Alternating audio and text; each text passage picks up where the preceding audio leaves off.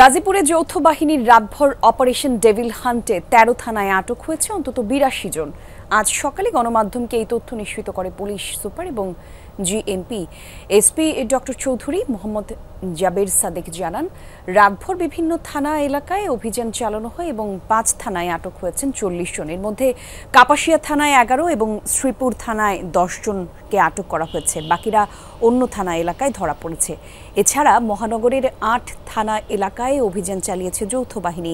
আটক করা হয়েছে কমপক্ষে ৪২ জনকে। আটককৃত সবাই আওয়ামী লীগ নেতাকর্মী এবং সমর্থক, জানিয়েছে আইন শৃঙ্খলা বাহিনী।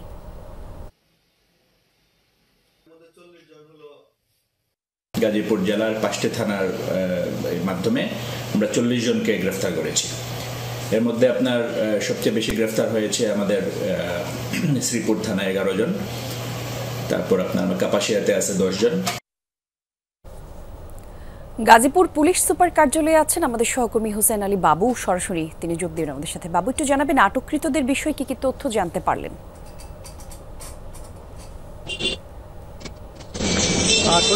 গতকাল রাত থেকেই আসলে ডেভিল হান্ট যে অভিযান সেই অভিযান গাজীপুরের বিভিন্ন এলাকায় কিন্তু চালিয়েছেন যৌথ বাহিনীর কর্মীরা। ইতিমধ্যে আমরা যেটা তথ্য পেয়েছি যে গাজীপুর জেলা থেকে প্রায় ৪০ জনকে গ্রেপ্তার করা হয়েছে এবং মেট্রোপলিটন থেকে আসলে গ্রেপ্তার করা হয়েছে ৩৫ জনকে। এই নিয়ে ৭৫ জনকে গাজীপুরে আসলে এই যে গাজীপুরের উত্তেজনা এবং মোজাম্মেল হকের বাড়িতে হামলার ঘটনার পর থেকে ৭৫ জনকে গ্রেপ্তার করা হয়েছে। আমরা একটু তথ্য দিয়ে রাখি, যেটি হচ্ছে যে গাজীপুরের শ্রীপুর থেকে হচ্ছে ১০ জনকে গ্রেপ্তার করা হয়েছে।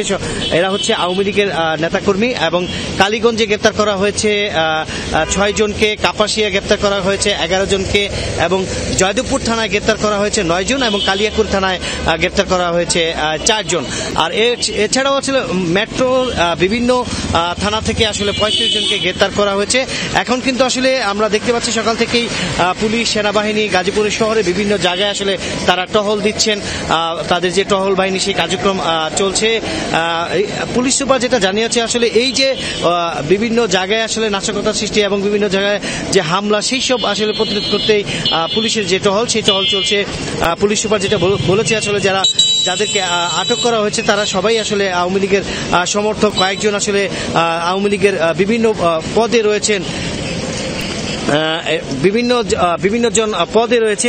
এছাড়াও কিন্তু এই ৭৫ ছাড়াও এর আগেও যাদেরকে অ্যারেস্ট করা হয়েছে তাদের সর্বমোট মিলিয়ে আসলে ৮২ জনকে গ্রেপ্তার করা হয়েছে গত দুদিনে। আমরা আসলে পরবর্তীতে আসলে জানতে পারবো আসলে কোন কোন থানায় যাদেরকে গ্রেপ্তার করা হয়েছে তাদের কি পদ পদবি আছে এবং তাদের রিমান্ড চাওয়া হবে কিনা, এই যে হামলার ঘটনায় তাদেরকে রিমান্ড, সেই বিষয়ে আসলে আমরা জানতে পারবো। নিশ্চয়ই সেই সময় আপনার মাধ্যমে দর্শকদের আরো তথ্য দিব। ধন্যবাদ আপনাকে বাবু।